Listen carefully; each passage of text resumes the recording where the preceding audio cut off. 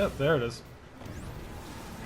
Alright guys, Eternal here. We got a SRL help video for you guys. I just got done about a 16-hour stream, so apologies if I look a little tired or if I sound a little drowsy to you. But this is a video that I felt like it needed to be addressed right away because a lot of people are having problems with this particular issue. And the issue is that the Graverobber and Timebreaker, the raid sparrows, if you're using them in SRL, there is a chance that they will randomly combust. They will explode randomly. I'm not talking about if you use the R2 too much and it goes into the countdown to destruction mode boost. We call that the destruction boost. I'm not talking about that. I'm talking about you're going along straight path, no obstacles around, boom, it explodes. And it's frustrating a lot of people. And we have figured out the cause, we believe, and a fix to prevent it from happening to you. So keep listening here if you are using one of the raid sparrows and you're having this problem happen to you.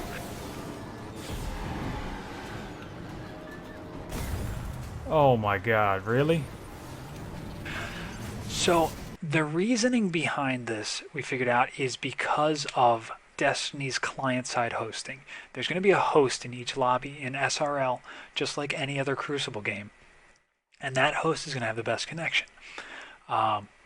Because of the latency between you and the host, what is actually happening is when you release the R2 and it starts cooling down on your screen, it doesn't register that you released R2 on their system and therefore explodes on your system because they are the host.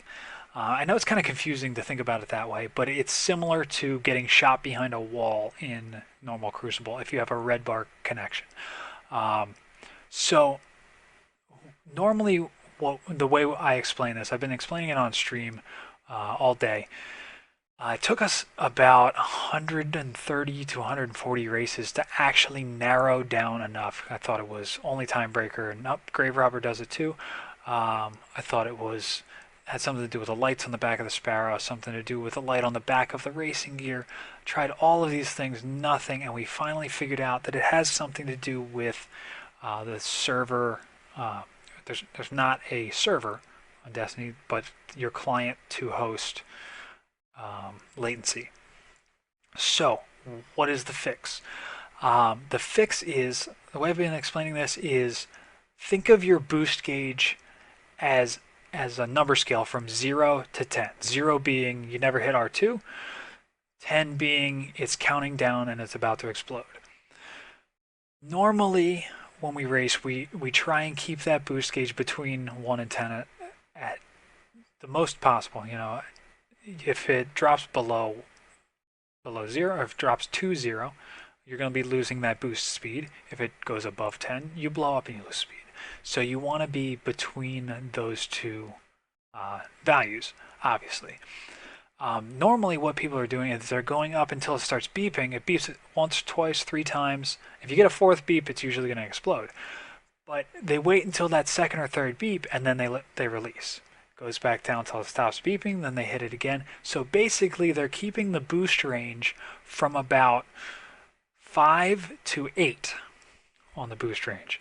So they're not getting quite to 10, so it's not going to explode, but they're not letting it cool all the way back down either.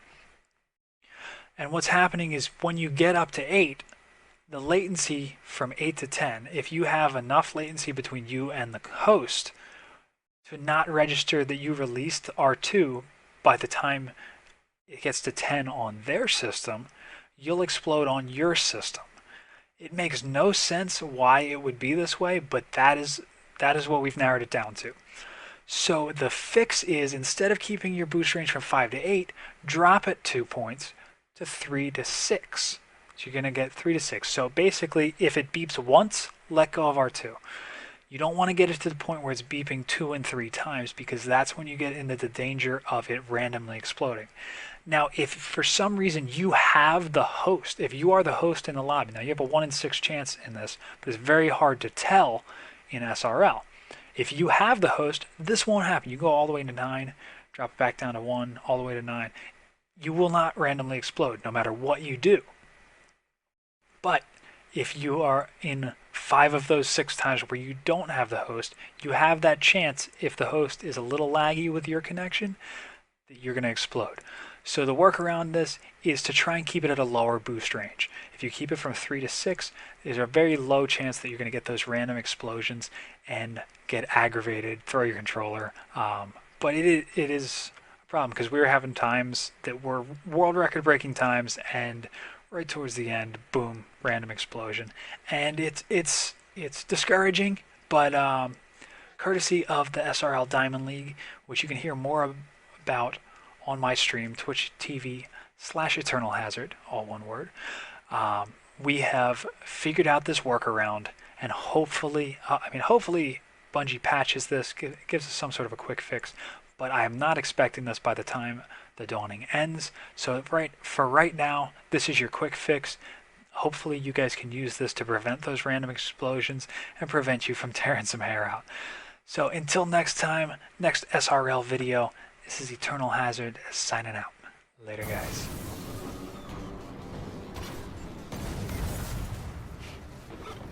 Yep.